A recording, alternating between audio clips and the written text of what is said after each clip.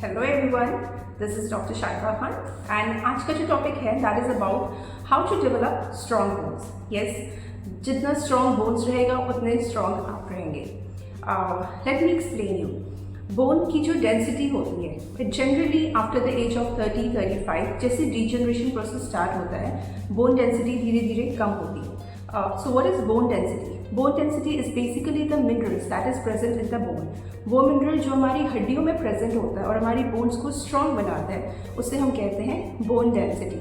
तो हमारे लाइफस्टाइल से हम प्रॉपर अगर खाना खाएं, the proper food that we take, जिससे हम अपनी बोन डेंसिटी को इंक्रीज कर सकते हैं, तो हमारी बॉडी में जो पेन, हमारा पॉस्चरल इनकरेक्शंस हो जाता है, बहुत इम्बैलेंस एक्टिविटी स्टार्ट हो जाती है क्योंकि बोन्स पे प्रेशर बहुत ज़्यादा आता है।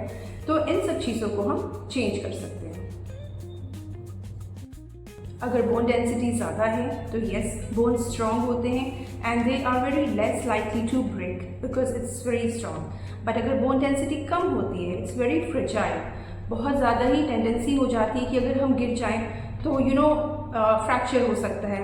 Women basically after menopause they are higher risk of osteoporosis क्योंकि उनके बोन्स सॉफ्ट हो जाते हैं। So as a physiotherapist, as a diet enthusiast, I will explain you कि आप अपने लाइफस्टाइल में क्या चेंजेस ला सकते हैं, आप क्या खा सकते हो, आप किस तरह की एक्सरसाइज कर सकते हो जिनसे आपकी बोन डेंसिटी हेल्प हो सकती है ग्रो करने में।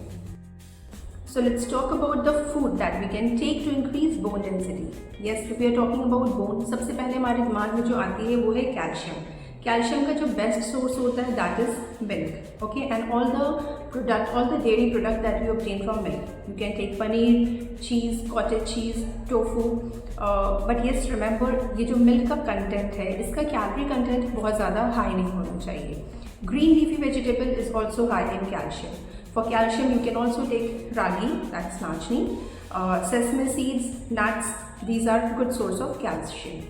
Next important thing we talk about is vitamin D.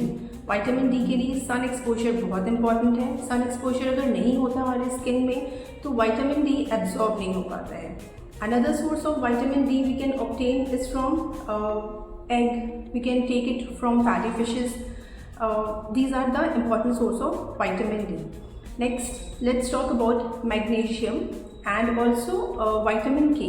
These are important because it helps to produce bone matrix. ये हमें कहाँ से obtain होता है? From nuts, walnuts, almonds, cabbage, banana, avocado. These are high in magnesium and vitamin K.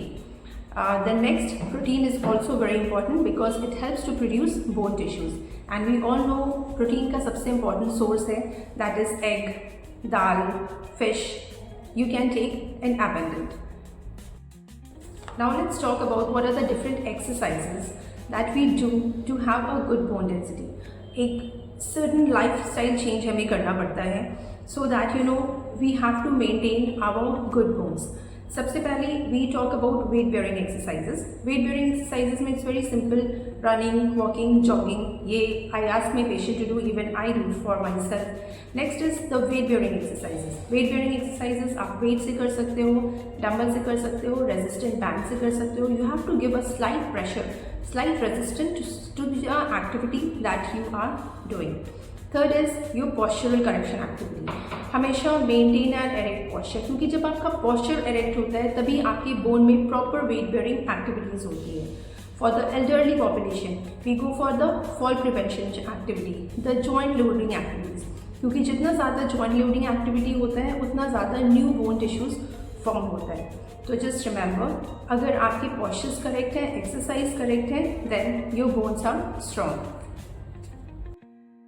Right movement and right postures, it does not only prevent you from developing osteoporosis, but it also reverses osteopenia.